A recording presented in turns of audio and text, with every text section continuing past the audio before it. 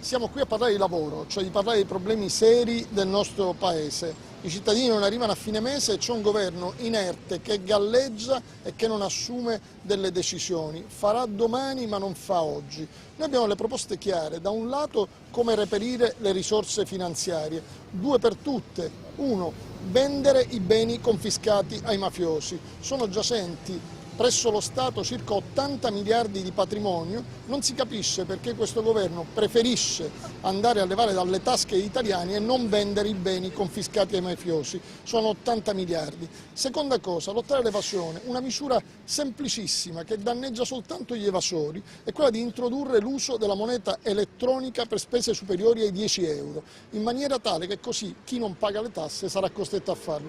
Queste due semplici entrate, lotti ed evasione e dall'altra parte vendi i beni confiscati ai mafiosi, portano nelle casse dello Stato già circa 80 miliardi di euro. Con questi noi vogliamo finanziare alcune cose, prima di tutto il lavoro, la piccola e media impresa. Questo significa da un lato per le fasce sociali più deboli, IRPEF 23-27%, un beneficio immediato, vendo i beni confiscati ai mafiosi, non passi per il debito pubblico, ma li dai e li abbuoni subito, viene circa 300 euro a lavoratore di beneficio diretto. Seconda cosa, per le imprese, la possibilità di ridurre il cuneo fiscale con queste entrate.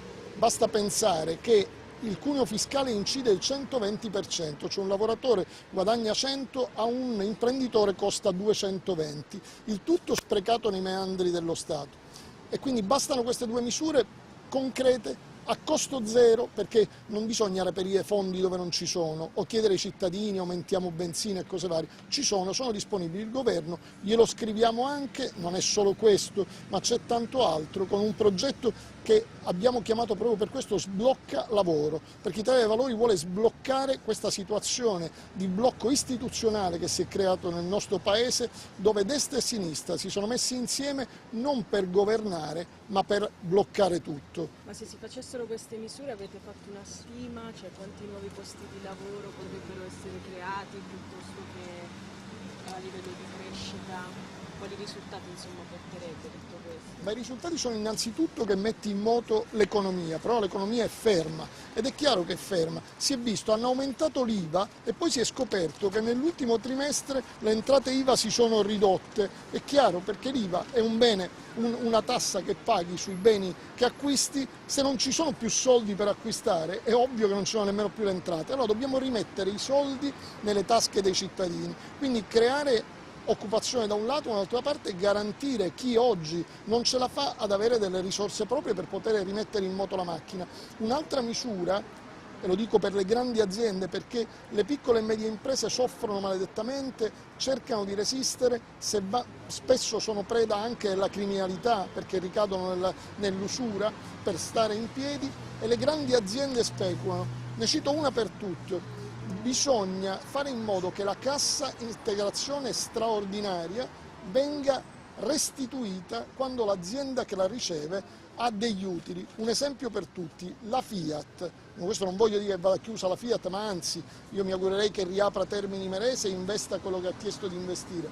Ma non è tollerabile che la Fiat abbia dal 2008 a oggi messo in cassa integrazione in media 25.000 persone l'anno e abbia preso la cassa integrazione straordinaria con un costo annuo per le casse dello Stato di 750 milioni all'anno. Se lo moltiplicate per 5 anni sono 3 miliardi e mezzo. E allora è giusto che lo Stato intervenga per tutelare i posti di lavoro, ma non è giusto che gli stessi anni in cui la Fiat ha preso i soldi della cassa integrazione abbia diviso gli utili tra i suoi azionisti, perché questi non sono utili, sono sostanzialmente contributi dello Stato che si sono spartiti tra i soci.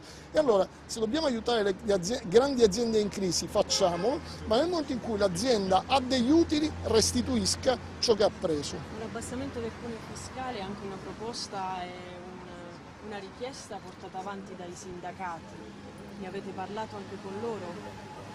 Sì, ho fatto anche l'incontro con i sindacati, è una richiesta di buonsenso che farebbe chiunque pensa di mettere in moto le cose, perché è chiaro che se c'hai un costo di lavoro così elevato, come fai ad assumere un dipendente? Devo dire che questo cuneo fiscale così pesante è un'istigazione al lavoro in nero, perché nessun titolare di impresa oggi è in condizione di caricarsi e gravarsi a questo livello, quindi fai danno due volte perché metti a rischio un'impresa e dall'altra parte metti il lavoratore in una situazione di estremo disagio.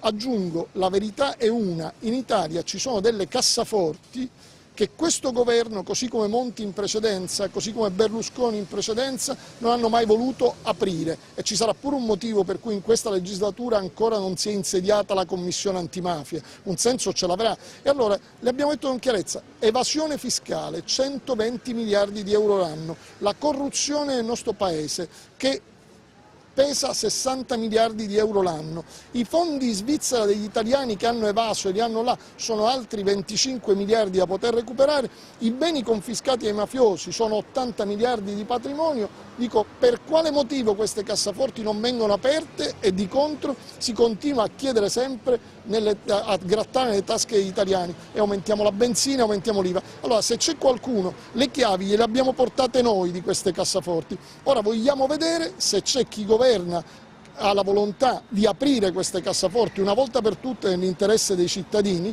oppure in caso contrario, se ne vuole prima, si assume la responsabilità di una crisi che è profondissima e irreversibile. Tra poco ci sono le elezioni europee, vi state preparando, state pensando ad eventuali alleanze con il PD o con il partito di Ingroia, per esempio?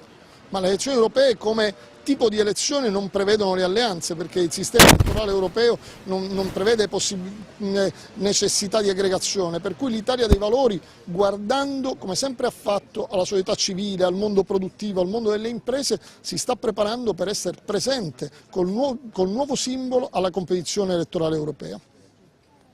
Grazie.